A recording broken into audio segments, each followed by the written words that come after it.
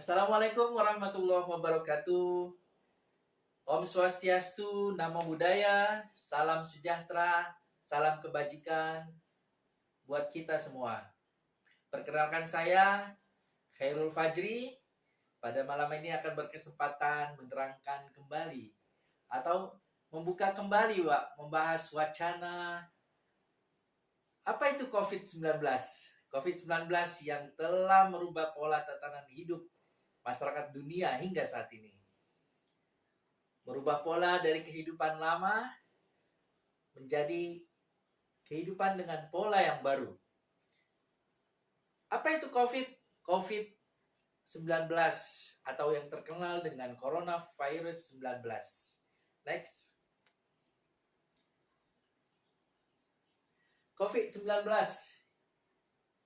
merupakan tragedi yang terjadi pada awal Desember ketika sejumlah pasien dengan penyakit tak dikenal berdatangan ke rumah sakit Wuhan di kota Cina, tepatnya di Wuhan, pada awal Desember 2019.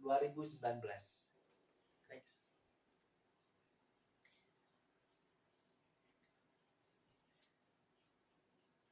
Bagaimana sejarah COVID itu terjadi? Seperti yang saya bicarakan sebelumnya, COVID terjadi, diketemukan atau kasus COVID terjadi yaitu pada awal Januari 2019, tepatnya pada bulan Desember, mengawali tahun baru tahun 2020.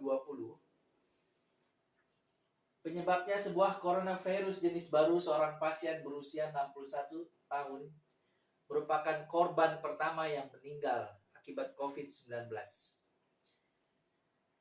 Kemudian diikuti oleh jumlah orang yang terinfeksi meningkat dengan sangat drastis. Tak lama kemudian, Thailand mengkonfirmasi pasien corona pertama di luar China. Diikuti oleh Jepang melaporkan kasus perdana berikutnya. Padahal tidak ada di antara pasien ini yang pernah datang ke pasar di Wuhan. Kemungkinan besar penularannya dari orang ke orang. Itulah yang diambil kesimpulan kemudian oleh para dokter ahli spesialis tentang virus ini. Lanjut. Hanya berselang sekitar 1 bulan, tenaga medis di Wuhan yang kontak langsung dengan pasien mulai terinfeksi dan sakit. Kemudian Taiwan dan Amerika Serikat melaporkan kasus corona atau kasus yang serupa, disusul negara-negara lain termasuk Jerman.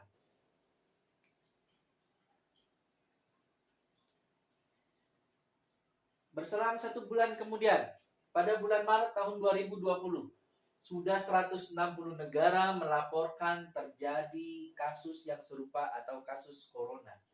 Lebih 244.000 orang terinfeksi, lebih 86.000 sembuh, dan lebih dari 10.000 meninggal akibat COVID-19 pada bulan Maret 2020. Saat itu Italia menjadi negara yang mencatat korban meninggal tertinggi akibat COVID-19 dengan lebih dari 3.400 orang, melewati jumlah korban meninggal akibat COVID-19 di China yang merupakan asal mula dari COVID atau virus itu sendiri. Next. Lalu bagaimana dengan COVID-19 yang terjadi di Indonesia? Menurut catatan Satuan Penanggulangan COVID-19 yang didirikan oleh pemerintahan Indonesia untuk mengatasi bencana COVID-19 ini, tercatat 6.517.630 orang terkonfirmasi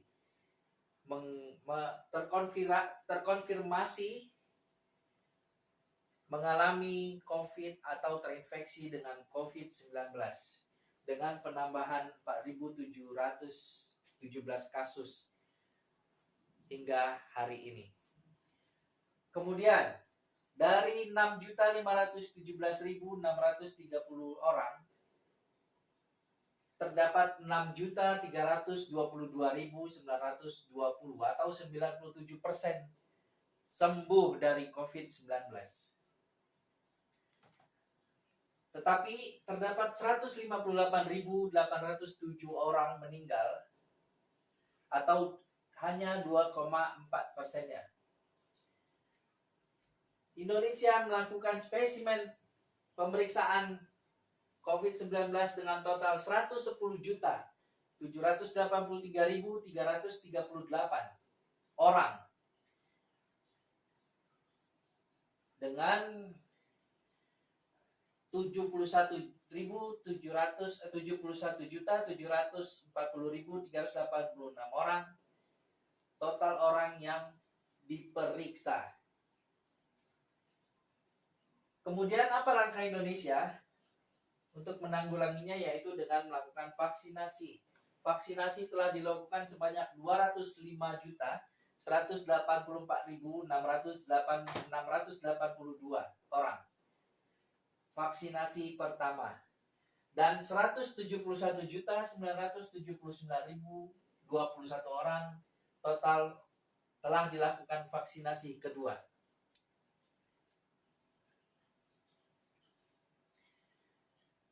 Ini adalah grafik sebaran kasus per provinsi. Dari grafik ini diketahui DKI Jakarta merupakan kasus dengan persebaran kasus COVID-19 yang terbanyak. Diikuti oleh Jawa Barat, Jawa Tengah, Jawa Timur, Banten, Daerah Istimewa Yogyakarta, dan Kalimantan Timur.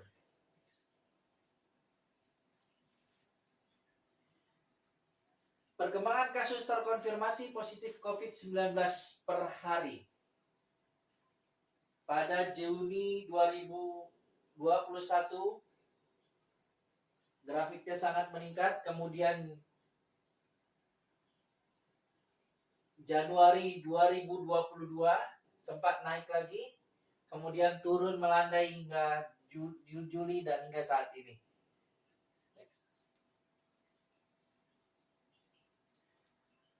Kasus per provinsi. Diketahui terdapat, ini adalah grafik dari kasus terkonfirmasi per provinsi dari yang grafik sebelumnya kita lihat. Ini ada grafik sembuh, meninggal, dalam perawatan atau isolasi mandiri, kasus terkonfirmasi. Dan kita bersyukur hingga saat ini kita ketahui grafiknya sudah sangat melandai atau tidak ada. Lalu, apa sih dampak COVID-19 yang terjadi di Indonesia? Ini sejak pertama awal pandemi kita mengalami penurunan. Menurut media Indonesia, ini adalah dampak penurunan pertumbuhan ekonomi Indonesia. Lalu penghentian impor dari Tiongkok, penghentian penerbangan dari dan ke Tiongkok. Terdapat juga sektor pariwisata yang terpengaruh, kemudian mengalami kenaikan harga bahan pangan, kenaikan harga batu bara. Kenapa Tiongkok itu sangat penting? Karena banyak impor dan ekspor. Tiongkok merupakan salah satu destinasi impor dan ekspor yang sangat penting bagi Indonesia. Apa yang dilakukan oleh Departemen Keuangan dan Satuan Tugas Penanggulangan COVID-19 di Indonesia? Menurut Badan Satuan Penanggulangan COVID-19, inilah langkah-langkah yang telah dilakukan oleh pemerintahan Indonesia, yaitu 1. Menjaga stabilitas nilai tukar rupiah, menurunkan suku bunga, melakukan pembelian surat berharga negara, stabilitas makroekonomi dan sistem keuangan. Kesemuanya ini memiliki tujuan. Penurunan suku bunga adalah untuk meningkatkan likuiditas keuangan untuk mendorong aktivitas dunia usaha. Penutup dari saya terhadap kasus atau fenomena tragedi COVID-19 yang telah terjadi hingga saat ini, dengan harapan bahwa semoga dengan adanya tragedi pandemi COVID-19 ini menjadikan kita sebagai umat manusia agar semakin bisa menghargai betapa pentingnya hidup sehat dan menjaga segala bentuk perilaku hidup sehat. Saling bekerja sama dalam berbagai bentuk perikemanusiaan agar tragedi semacam ini tidak terulang kembali. Demikian presentasi singkat dari saya, semoga bermanfaat. Saya ucapkan terima kasih banyak. Wassalamualaikum warahmatullahi wabarakatuh.